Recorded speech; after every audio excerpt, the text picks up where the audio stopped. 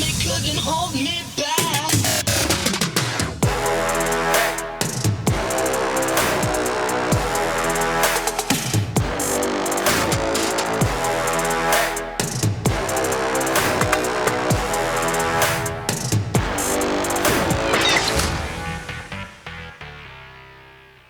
Hey guys, this is Influencing the Right Way with the Viking. I've also got with me Sarah Sloan. I love every time you change it. I'm like waiting on the edge of my seat. Don't even plan it. She's gonna do it. She's gonna do it.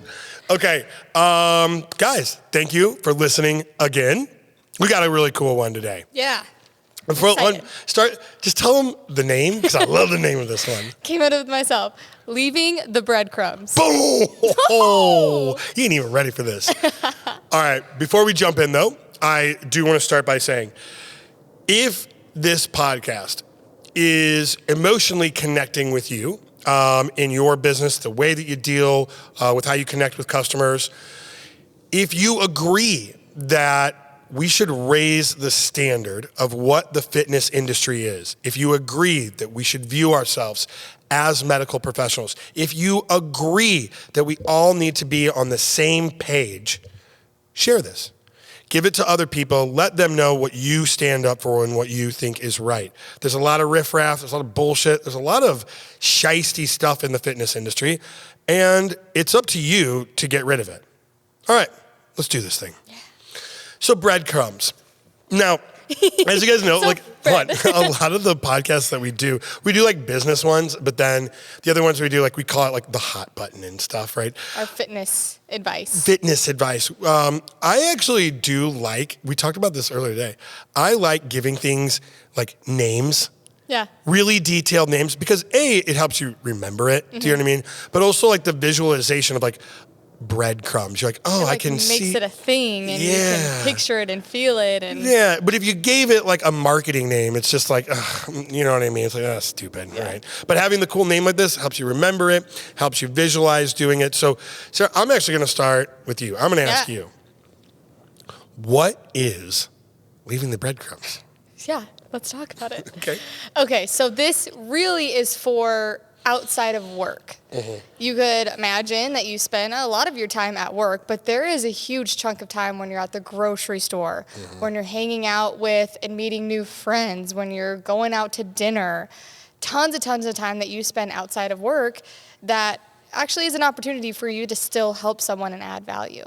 Honestly, it's more effective because it's not coming across, hopefully if you're doing it the right way, like salesy. Yeah. It's just you genuinely conversating with someone. And so leaving the breadcrumbs is for those times that you are outside of work, when you're prepping yourself to be able to get them to find value in your product, in your program, whatever it is. Yep. Because don't forget, you guys listening, you made the choice to get into the fitness industry. That wasn't me. That's on you. Yeah. That's on you. You made that fucking choice. So this is your business. This is your thing. There is no off button. I love these like trainers or, I know other people actually in the supplement industry that like, they need to take a couple days off, you know what I mean? And like not have their phone on and, disconnect. And it's like, what? What are you talking about? What do you mean? I don't even understand what? You are on all the time. Like this is your lifeblood, right? But that doesn't mean at your family dinner, you're sitting down, trying to put people through your lead gen process and getting their contact info so you can follow up on Tuesday. Yeah. Time and place. But this is the correct way to bring up that information, leave breadcrumbs for people that can lead them on the trail to what is your solution to their problems. Yeah. So hit me up with, let's start with number one. How do we start this process? Like, how do we start the first breadcrumb or whatever with people? Yeah, totally. So to me, this one is first having the right intent of genuinely getting to know someone. Mm-hmm. So if you're out in public, whatever you're doing, if you're talking to someone, you have to give a crap about them. You have to be asking questions that, maybe it's their training style. Maybe they find out that you're in the fitness industry and you're like, yeah, what do you do for fitness? Yeah. And you're getting into exactly what they do on a day-to-day basis. And you're like, oh, how have you liked that? What results have you been seeing? I can imagine this right now, right? The ultimate scenario. You meet someone, it's like, oh, where do you live? Oh, I live up around here. And like, oh, what do you do for work? There you go. All right. We're already there. I do this. You know what I mean? Oh, I'm a personal trainer. Oh, I'm a social media influencer. I run this brand, right? Oh, you're a personal trainer. I have been wanting to start working out. I tried this place before. I didn't like it, right? That's your opportunity to not sell, but to just ask a couple questions. Well, like, you want to get back in fitness? What's your goal? Like, what do you want to do? And just have a genuine human being conversation. Or if they're into fitness already and maybe they're not even saying like, hey, I need help. They're like, oh, dude, I go to the gym all the time, or I go to this gym, whatever it might be. Your goal is to find common ground. Mm-hmm. So whether that's in you asking questions about what they're doing already, or you relating the fact that you both like fitness. Yeah. Regardless of what it is, you're either asking questions to know more, or you're talking about something you both share a common interest in. And I know you kind of said this, but let's preface it. I know you said intent, right? But let's clearly say it is like, the reason that we're in the fitness industry is because we view ourselves as medical professionals and we're here to help. Mm-hmm. So this is not about a new opportunity for you to sell someone. What it is an opportunity for you to help someone. Yes. Okay. Which is exactly what breadcrumbs are. Yeah. It's going to be you helping people without selling your thing. Perfect. Yes. So give me an idea of one. Okay, so we're having a conversation. We're talking. I'm asking you. You're a personal trainer, and I'm like, oh, you know what? I've been trying to deadlift, but my back just, oh my God, I get these aches. I can't do it. I don't know, it just hurts the next day so bad. What are you going to tell me? My steps from there would be find out exactly what you're doing right now, how many days a week you're in the gym, when it started, all that stuff, and then just like leave it there. I would just get to know you. Oh, okay. Yeah. And then I would, after we leave, text you that night, the next day after getting contact info, and I'd be like, hey, I was really thinking about how you said your back hurt when you were doing deadlifts. I just couldn't sleep because I knew that your back was going to hurt this week. You're so good at this. And you're like, oh, man. So there's this article that I want you to read. It has a couple stretches in there that really are going to help release that lower back pain that you're having. Try them out before your next deadlift day. Okay, so I want everybody to know, like, we do not script like these podcasts, right? So I'm asking, like, okay, well, what's the first breadcrumb you're going to get? And I'm waiting for you to say, like, oh, I'm going to send them a link to something or whatever. And you're like, oh, I just get to know them better, right? And I was like, shit, she's right. And then you're right, like, not in the moment. No. You just get to know them and find out what they're doing. Hang out with them. And you act like a normal fucking human being and don't be weird. Yeah. And then later that night, whatever, you're just like, you know what? You show them you care. I couldn't get you off my mind. Here is some help. Here's a link. Here's a picture. Here's a video, whatever, that's going to be helpful to them that you get nothing from. There's no added benefit to you besides you're just a helping hand to this person. And that right there, you getting nothing from what you're telling them to do, solidifies your intent.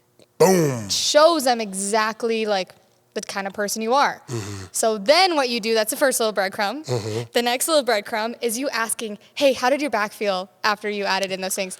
Even better, they text you and they're like, hey, I did that and it helped me so much. I want to reference two things real quick. We just did a podcast a little bit ago where I was like, Sarah is genuinely better at this than I am. And this is what I mean by it is like your team, if you do this the right way and you coach the right way and you build through these processes the right way, your team around you will be better at it than you. They will function at a higher level than you because they're doing it more on a day-to-day basis. That's my one reference. Number two reference, we did a whole other podcast that you've got to go listen to called The Follow-Up. Mm-hmm. That's what she just referenced. So if you help somebody out, you've got to follow up with them. If you don't follow up, don't fucking give the help to begin with. If you like a girl and you go on a date with her and you want to go on another date, you're not just not going to text her ever again. You got to text. You got to You got to see what's up. Okay, so you had a genuine conversation. Yes. Found out problems, found out what they're doing, got to really know them as a person.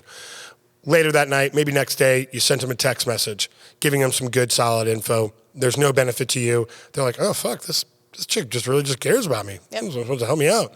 The next day, you follow up. Hey, did you read that thing? What'd you get from it? Or better yet, they message you and they're like, oh my God, that was 10 out of 10 spectacular, right? Mm-hmm.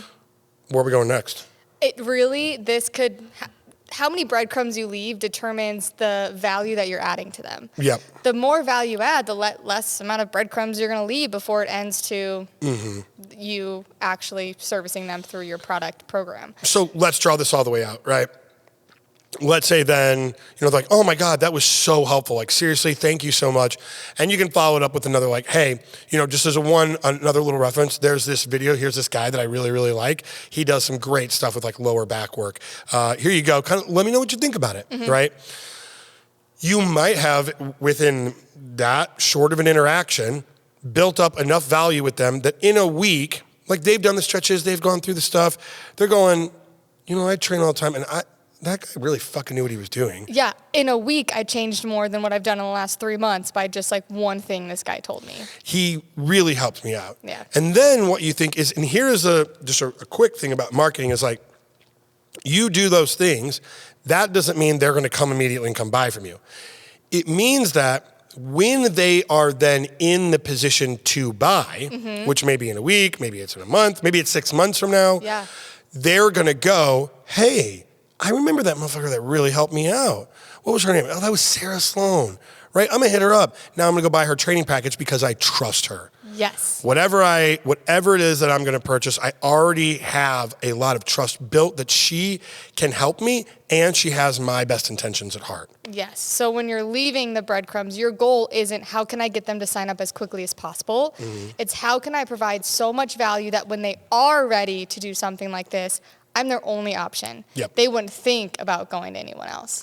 And let's also, we talk a lot about this too, is that remember with this person, it is a very strong likelihood that they will never buy from you. But let's remember the other piece. They are going to be standing next to somebody who's going, do you know any good personal trainers? I tried working out with this guy. He was 15 minutes late. Dude sucked, didn't know what he was doing. Wasted $80. I want to get in there and I want to work with a trainer, but I don't know anyone. And then that person will go, you know what? I met this guy at the grocery store line. And you're going to be the first thing on their mind. Yeah. And they're going to be your lead gen source. So let's draw this out that's micro. Let's draw this out on a macro scale. Let's say every day you have one interaction with a person in the outside world that is not your sales, not anything like that. At the gym, you meet one person, you strike up a conversation. At the grocery store, one conversation, one. Over the course of the year, you now have 365 brand representatives that are willing to name drop you at any time.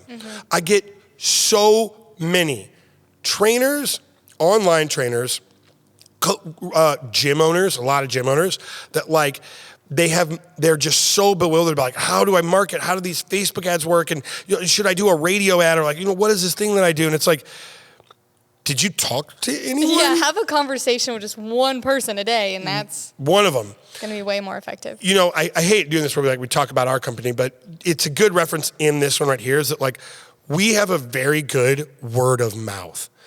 Even our direct competition that I'm sure the owners absolutely hate us. No one that works there at those places are those guys are assholes. They can't. It's impossible. If they did that, then people would be like, no, you're a dickhead. They're so nice. Yeah. Because exactly this situation.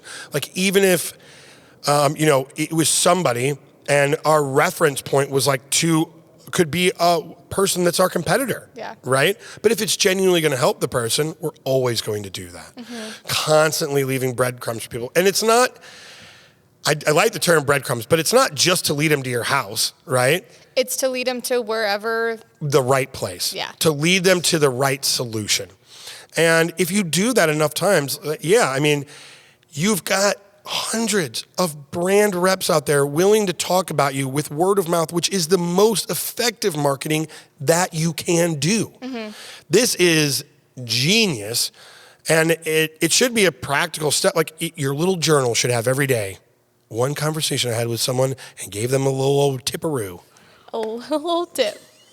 I just snorted. You did, that was pretty bad. Okay, so think there, like you said, there is like a right way to do things and a wrong way to do things. I genuinely think that the wrong way to do things is to jump on that sale really quickly. Yeah. Because that's showing that you just like want them to buy it. You don't know exactly what their needs are, how you can help them, if they're ready for it. Like, I do generally think like you just trying to sell right away, unless you get down to the deep of it. But like, it does take a longer conversation. Yeah, actually, two of these things are bad, right? So here is not the way to do it. I'm just going to extrapolate on what you were saying. You're out to dinner with a bunch of friends. There's a new person, that's in the group sitting there. And that person's literally saying like, I'm looking for a personal trainer. I'm trying to increase my butt. Like, I just want a bigger butt. And you stand up and you're like, we do packages for $119 a month. That person is not going to buy that thing, right? Not how it works. And okay, I'm joking when I say, even if you say, hey, I'm a personal trainer, I would love to train you, right? Which is like a little nicer way to say it, is like, that's still awkward and it's not going to work because... Out of guilt, maybe they might, but then they're not going to last. Then on top of that, everyone around you is like, oh, this is fucking awkward. Don't do this. Like, don't do sales at the table, right? Let's just cap it for another day. But if you said like, hey, I'm a personal trainer. If you're really trying to grow your butt, there's a guy, Brett Contreras. He's got a video on here. You got to go watch it tomorrow. I'll send it to you after dinner. Now, everybody's like, oh, look at this knight in shining armor. Knowledgeable guy over here. Yeah. And someone else at the table may be like, wait, what was that video again? Right? And you're just being helpful, right? Totally. So, A, don't sell. B, don't, you can even breadcrumb inappropriately, right? Like, hey, here's some info on my website. You just got to fill out your personal information, right? Like anything that is just too like absorbed right into you. Let's say you do have good information on your website. You might be able to do that, right? If it actually is like not the product, it's just some helpful stuff that they could possibly get. You could say something in effect like, hey, I know it's a little weird, but it's on my website. It's genuinely 100% free. There's just a bunch of good content about how you maximize glutes during your workout. You should genuinely, I'll send it to you, just check it out. If you can do it casually and make it to where it's like they know you're not trying to sell them on anything, then it's well received. They're going to read it. They'll gather information from it. There's ways even with the breadcrumb to like do it the wrong way. Yeah, I agree completely. Because like you said, you have to lead it to the right house. It's like Hansel and Gretel. Yeah, there's the, so just think of when we're doing the breadcrumb, it's like each step should be genuinely helpful. Like if they stopped there and you never heard from them again, they are a little bit better off than they were before. And you have to think before you say something, ask yourself, am I going to get anything out of this? If the answer is yes, then you got to rethink how you're saying it, what the information you're giving. Every single time you should get nothing in return. Yeah.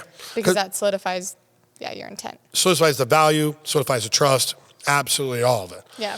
Okay.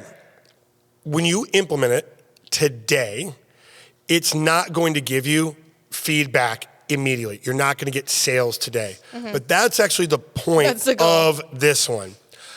With most of these tactics that we give out, it is like you'll start getting feedback of immediately, like reaching like back out. The follow-ups, things like that you will get immediately. I want you to actually go out with the intention that the urgency to do it today is so in 6 months, you've got a field of people that all have great things to say about you. Yeah.